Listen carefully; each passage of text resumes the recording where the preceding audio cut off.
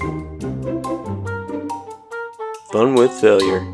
Hi, this is Dallas with Fun with Failure, and I'm sick as heck today. We've got 4 nauseatingly funny videos for you today, so blow your nose and here we go.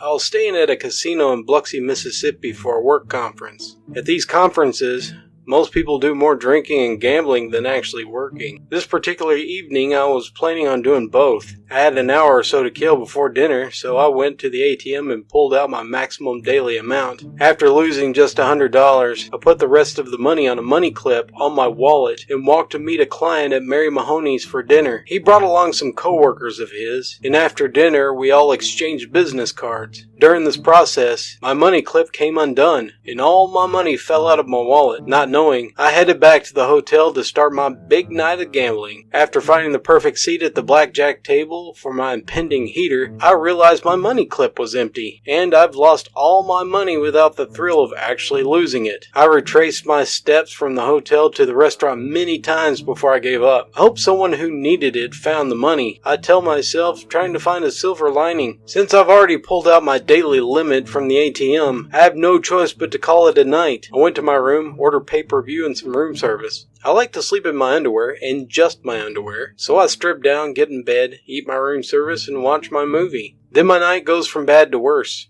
Movie ends. I decided it would be best to clean up my room before bed, so I take my room service tray out into the hall and set it down. As I'm setting down the tray, the door closes and locks behind me. Crap. I frantically shake the handle, just praying the door by some miracle will open. Nope, no miracles. Then I knock on a few of the doors of my neighbors, hoping I can use their phone to call the front desk. Again, I'm in just my tighty-whities. Weirdly, no one answered or came to the door. Fear sets in. Realization happens. I'm going to have to go to the front desk and get another key. I started walking and jogging to the elevator. I pass a man who just looks at me and doesn't even acknowledge I'm jogging in just my underwear. Bless you, I think. I get in the elevator. As the elevator starts going down, I realize that I'm going to have to walk through the entire casino to get to the front desk. My luck continues. Elevator opens to a group of 20 to 25 middle-aged women on a bachelorette party. This is quite possibly the worst thing that could have happened to me.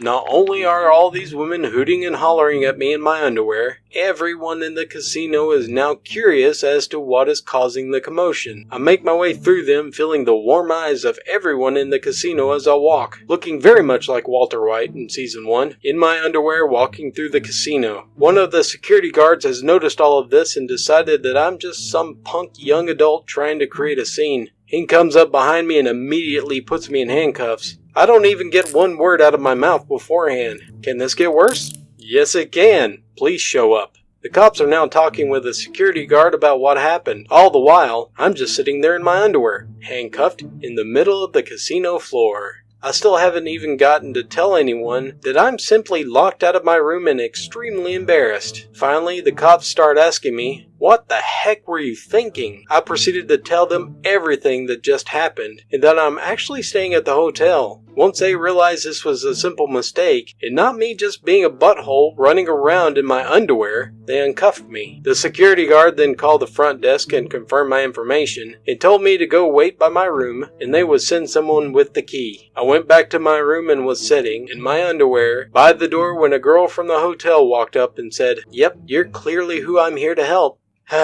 Yes I am. It was sort of like the dream where you wake up in class in nothing but your underwear, except it was a casino, and it was all too real. This happened around 2 years ago. I had some trouble with wasps building a nest in the loft of my house. Never having dealt with one before, my father very kindly came over, covered himself and sprayed the nest with pesticide. He also gave me the sage advice of waiting a week and respraying it if the nest wasn't fully dead. After a week later, I returned home from a pub around 1:30 in the morning. I declared to my flatmate that now was a perfect time to check the nest. He said it was a terrible idea.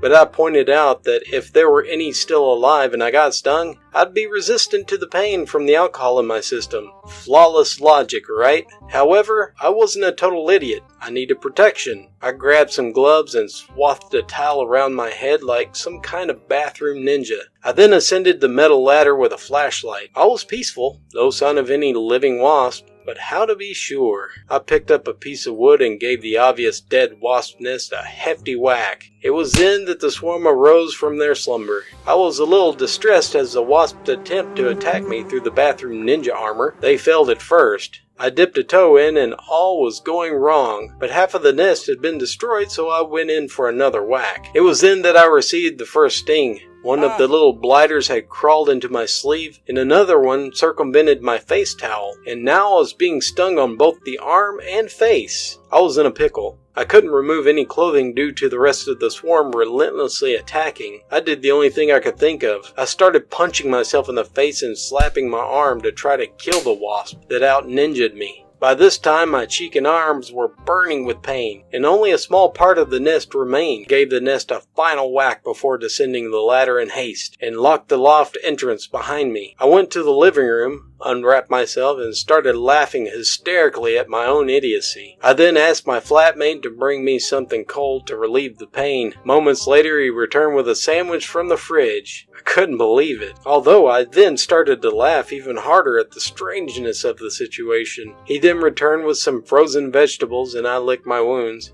The wasp definitely won that round. So, the backstory. My husband and I have been trying to get into outdoorsy hobbies and have found a love for boating and rebuilding and repurposing old motors. We're trying to be financially responsible, and we found that inflatable boats are cheap, but also usually sturdier than you think. Also, some of the handyman knowledge and spare parts, you can build a motor out of almost anything or fix what you've already got. So we've been trying to perfect a weed eater trolling motor. After a few semi-successful trials on a lake near us, we thought it was about time to try it on something more strenuous to test it out. We decided to take a trip on somewhere near and dear to us, an isolated island with no inhabitants that makes a spectacular place to camp. It is a pretty common kayaking destination, so it's not like we're venturing into uncharted territories. Plus, we have been there a few times before. But this little weed eater motor, it didn't cause the frack up. Instead, we realized that we'd be fighting against the incoming ocean tide, and it just wouldn't have the power to move us. We decided it would be a perfect chance to check out our new, to us, electric trolling motor. My grandfather is a little bit of a hoarder, and when we last visited him, he heard about our new hobbies, and he pulled out a 40-ish year old trolling motor, Minicoda I think. I'll have to confirm this with the husband, who's the mastermind handyman who rebuilt it. It should work way better than the silly weed eater conversion, since it was made for water, right? So begins frack up number 1, and our unfounded sense of confidence. So, we bought a deep cycle marine battery for it yesterday, and got the unit working after some minor rewiring. So our second frack up was from not checking the charge on the store-bought battery. Since it was new, funny thing with batteries is that most stores that carry them aren't going to go through the effort of keeping them charged. I should know. I worked at a hardware store for a bit, and I can't tell you how many mostly dead lawnmower batteries I was told to sell to people. We would maybe check them once or twice a year, if even that, so I should have known better. Third frack up. We looked up the weather for the area near the island destination. Honestly, not terrible, but not great either. Certainly not ideal. A little bit of wind and the possibility of late evening storms, mostly normal tides, but with the warning in local news that a small craft advisory might be given in the evening. Frack it,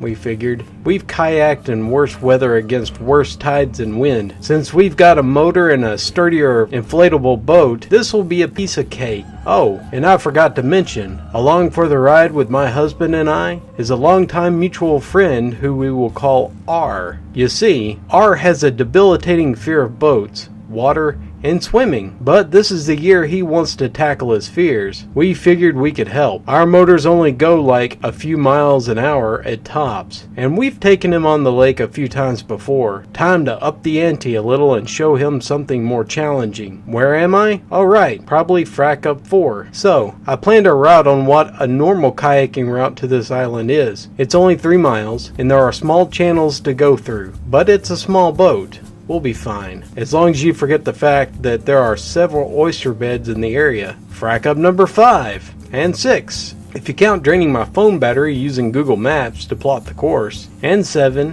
when we left our wallets in the car, because why would we need those? Won't be buying anything on an uninhabited island. Last frack up, number 8. We brought some, plant material with us.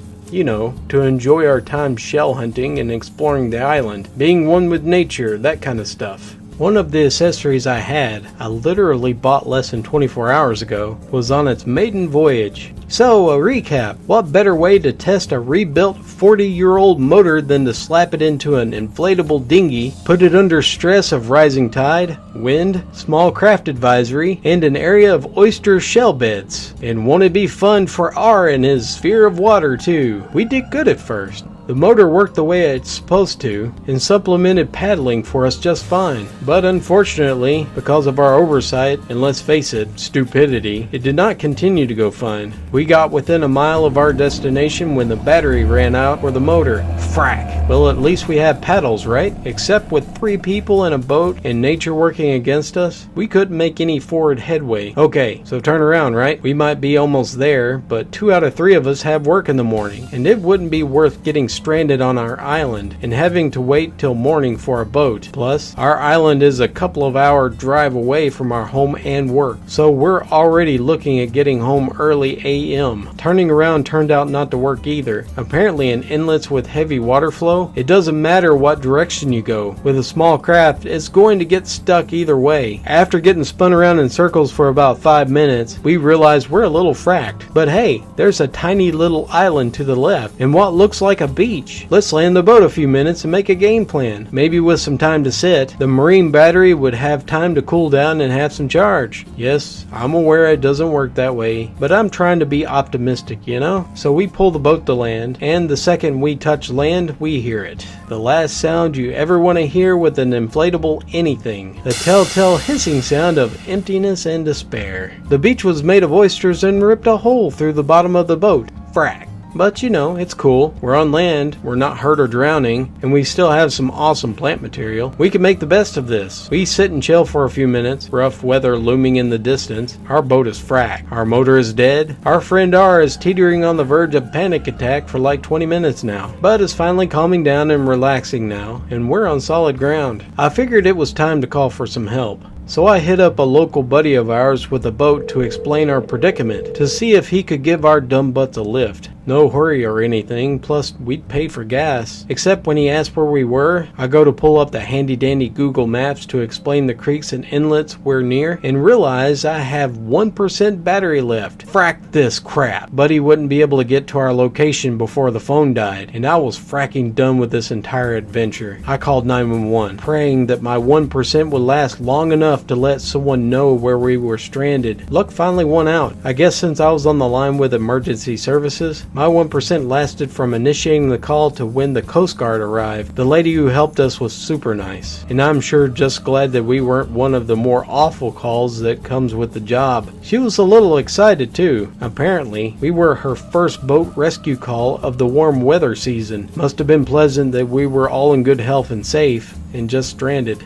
We had to chuck everything pertaining to our plant material, brand new accessories included, because that could have been more stuff we'd have to deal with. Frack it. We've tested our luck more than enough this year. Plus, I figured it counts as a healthy sacrifice to the water gods, am I right? When the Coast Guard arrived, we had to slash our boats into pieces to deflate it enough to fit, and we all felt near the end of the world level of embarrassment. But the guys seemed happy just to get out and use their boat, and not have to deal with the actual medical emergency. They said we spiced up their night, so that's something. R freaks out for about a half a second when the rescue boat hits higher speeds, until he realizes how fun it is to be in a boat that actually has some speed and control to it. Our last frack up bites us in the butt as soon as we are dropped off at the marina, which happens to inconveniently be 15 miles away from the launch site, 15 miles away from the car, and 15 miles away from our wallet and chargers. Maybe the universe decided we suffered enough for our blind optimism and stupidity, mostly stupidity. But the bar at the marina was still open for 5 more minutes. The three of us walked in, waterlogged, tired and desperate. I swallowed my pride, related our frack up to the bartender, and asked simply for a charger. With any luck, Uber still had my payment information saved from the last time. It did.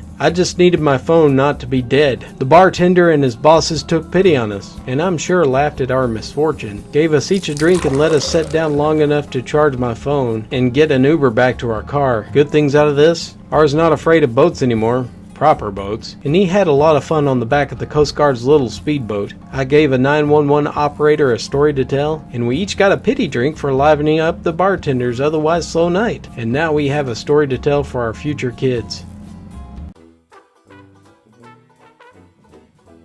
When I was about 7 or 8 years old, I went to the supermarket with my mom and my little sister after school. My sister needed to use the toilet, so my mom and I were waiting outside the woman's bathroom for her. I had the great idea of standing next to the door and jumping out to scare her when she comes out.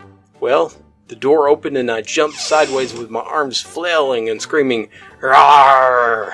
Next thing I know, there's a big commotion and a group of people surrounding the unsuspecting victim of my attack laying on the floor. Turns out my sister was still in the toilet, and I just scared the life out of a little old lady. Somehow her walking stick ended up sliding 20 feet down the hall. Thankfully the lady turned out to be okay, but my mom was pretty ticked off and sent me to sit down and wait for her and my sister. I go outside and find a place to wait, and I find this cozy little spot on a ledge between a shop window and some scaffolding on the outside of a building under construction. I don't know how or why the frack I got between the window and scaffolding, but I ended up getting my shoulders stuck. After 20 minutes of multiple failed attempts, several strangers in the fire brigade had to come and rescue me. They lifted me up and over the scaffolding using a miniature crane thing with a harness. I just remember slowly coming over the top of the pole and looking down at a crowd of 20 or so smirking faces, including that of the frightened old lady and her husband.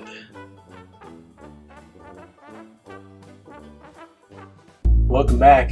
I hope you enjoyed those videos. If you did, please give it a thumbs up and subscribe for more videos in the future. Well, I'm gonna go to bed now and take some Alka-Seltzer. Goodbye.